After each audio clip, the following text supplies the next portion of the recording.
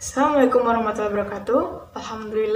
Alhamdulillahirabbil alamin wa bihi nasta'inu umur dunya waddin wassalatu wassalamu ala asyrafil anbiya wal mursalin wa ala alihi wa ashabihi ajmain amma ba'du.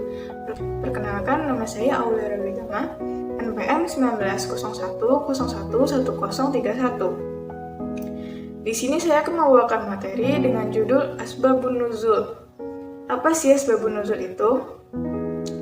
Asbabun Nuzul adalah peristiwa yang melatar belakangi turunnya suatu ayat pada Al-Quran. Namun, apakah semua ayat pada Al-Quran memiliki Asbabun Nuzul? Menurut Dr. Muhammad Quraish Shihab, pakar tafsir di Indonesia, Asbabun Nuzul bukanlah dalam artian hukum sebab akibat. Sehingga, seakan-akan tanpa adanya suatu peristiwa atau kasus yang terjadi, maka ayat tersebut tidak akan turun. Tanpa ada suatu peristiwa, Al-Quran tetap akan diturunkan oleh Allah Subhanahu wa Ta'ala sesuai dengan iradatnya. Demikian pula kata an-nuzul, bukan berarti turunnya ayat Al-Quran dari tempat tinggi ke tempat yang rendah, karena Al-Quran tidak berbentuk fisik ataupun materi. Pengertian turun menurut para musafir mengandung pengertian penyampaian atau penginformasian dari Allah Subhanahu wa Ta'ala kepada utusannya Muhammad SAW dari alam gaib ke alam nyata melalui malaikat Jibril. Nabi Muhammad SAW menerima wahyu dari Allah Ta'ala ketika beliau berusia 40 tahun. Bagaimana proses turunnya Al-Quran kepada Nabi Muhammad SAW dan ayat apa yang pertama kali diturunkan?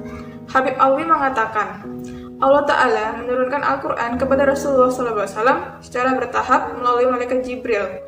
Wahyu yang pertama kali diturunkan terdiri dari 5 ayat, yaitu yang kita kenal dengan surat Al-Alaq, segumpal darah, atau surat Iqra. Surat Al-Alaq terdiri dari 19 ayat. Namun, pada saat diturunkan pertama kali, Rasulullah hanya menerima 5 ayat saja. Kelima ayat ini turun ketika Nabi berkhalwat sendirian di Gua Hiro, Jabal Nur, sekitar 6 km sebelah utara Masjidil Haram, Makkah. Setelah beliau menurunkan 5 ayat Iqra, Allah kemudian menurunkan Al-Quran secara bertahap selama kurang lebih 20 tahun. Dan ayat yang terakhir turun disebut ayat penghabisan.